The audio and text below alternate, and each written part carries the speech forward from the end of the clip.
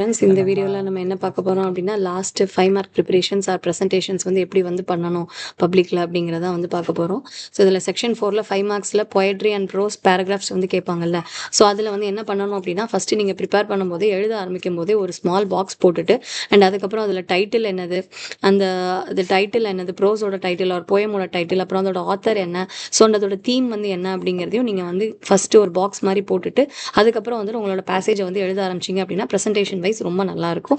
So that 5 marks நம்மளால் அப்படியே வந்து ஸ்கோர் பண்ண முடியும். அண்ட் நெக்ஸ்ட் வந்து note making and summary writing போனோம் அப்படின்னா ஸோ நம்மளுக்கே தெரியும். ஸோ ஃபஸ்ட்டு வந்து அதில் டைட்டில் சூட்டபிள் டைட்டில் எழுதிக்கணும். ஸோ அதுக்கப்புறம் ரஃப் காப்பி அப்படிங்கிற ஹெட்டிங் போட்டுட்டு ஸோ அதுக்கப்புறம் நம்ம என்ன பண்ணிடுவோம்னா ஒரு டயக்னலாக ஒரு லைன் கொடுத்து கிராஸ் பண்ணிடுவோம். அண்ட் நெக்ஸ்ட் வந்து பார்த்தோன்னா ஃபேர் காப்பி அப்படிங்கிற ஹெட்டிங் கொடுத்துட்டு ஸோ திருப்பி நம்ம வந்து என்ன பண்ணுவோம், அகெயின் வந்துட்டு அந்த ரஃப் காப்பியவே வந்துட்டு கொஞ்சம் வந்து ஷார்டன் பண்ணி ஃபேர் காப்பியில் வந்து நம்ம எழுத போகிறோம். அண்ட் அதுக்கப்புறம் வந்து பார்த்தீங்கன்னா லாஸ்ட்டாக வந்து வேர்ட் கவுண்ட்டு. ஸோ இது வந்து ஃபேர் காப்பியோட கடைசியில் வந்து இருக்கணும்.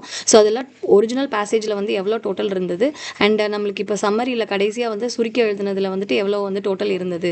ஸோ அது எப்படி இருக்கணும் அப்படின்னா டோட்டலில் இருந்து ஒரு 3 பங்கு வந்து கம்மியாக இருக்கிற மாதிரி பார்த்துக்கணும் ஃபைனல் காப்பியில். அண்ட் நெக்ஸ்ட் வந்து பார்த்தோன்னா மெமரி போயம் நீங்கள் எழுதும்போது கண்டிப்பான முறையில் பங்க்சுவேஷன்ஸு, காமா, செமிகோலன், கேபிட்டல் லெட்டர், அதுக்கப்புறம் ஆத்தரோட நேமு, டைட்டில், ஸோ இது எல்லாமே புக்கில் ஆசச் எப்படி இருக்குதோ ஸோ அதே மாதிரியே எழுதிருங்க.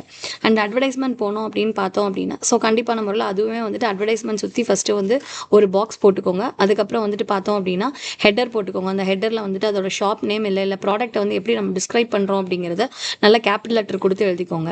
அண்ட் அதுக்கப்புறம் வந்துட்டு கேட்சியான ஃப்ரேசஸ் எல்லாமே யூஸ் பண்ணிங்க. லைக் ஃபார் எக்ஸாம்பிள் ஏதாச்சும் sale, 50% offer, buy one get one, so இந்த மாதிரி வந்துட்டு அட்வர்டைஸ்மெண்ட்ஸில் கொடுத்தீங்க அப்படின்னா கொஞ்சம் கேட்சியாக வந்து இருக்கும். அண்ட் அதே மாதிரி வந்து பார்த்தீங்கன்னா விஷுவல் எலிமெண்ட்ஸ் லைக் நம்ம என்ன மாதிரியான சேல்ஸ் வந்து அதில் கொடுத்துருக்காங்க அப்படிங்கிறத பார்த்துட்டு ஒரு சைக்கிள் இல்லை ஒரு ட்ரெஸ் ஒரு புக், ஸோ வாட் எவர் அது அட்வர்டைஸ்மெண்ட் ரிலேட்டடாக என்ன தேவையோ அந்த இமேஜை நீங்கள் வரைஞ்சிங்கன்னா இன்னும் கொஞ்சம் நல்லா இருக்கும். அண்ட் அதோட key features like 2 or 3 points or 3 to 4 points வந்து அந்த ப்ராடக்ட்டை பற்றி நீங்கள் நல்லா எழுதுங்க. ஓகேங்களா?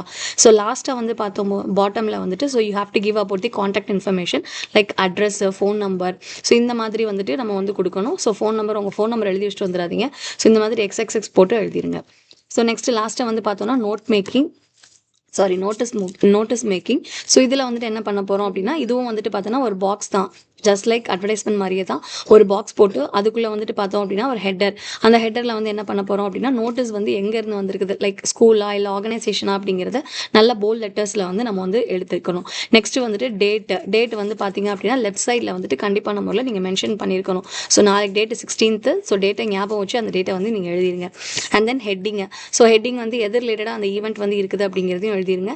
And body of the content வந்து பார்த்தோம் அப்படின்னா ஆல்மோஸ்ட் எங்கே வச்சு நடக்குது, ஏன் நடக்குது, எப்போ, ஸோ இந்த மாதிரி வந்து ஒரு 50 வேர்ட்ஸ்க்கு குறையாமல் வந்து எழுதிடணும். அட் லாஸ்ட் வந்துட்டு you have to put your signature.